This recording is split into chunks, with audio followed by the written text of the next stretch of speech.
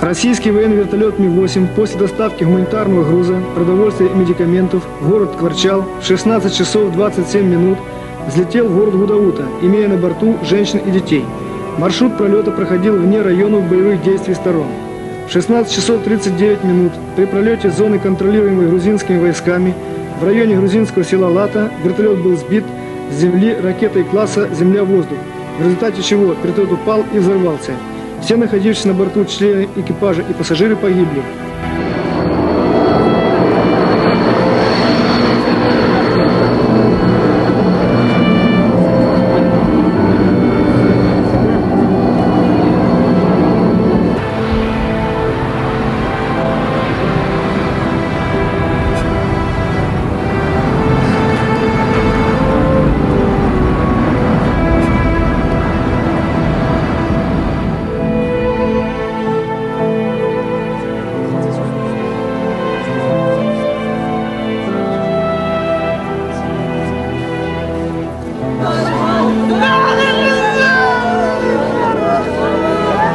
No!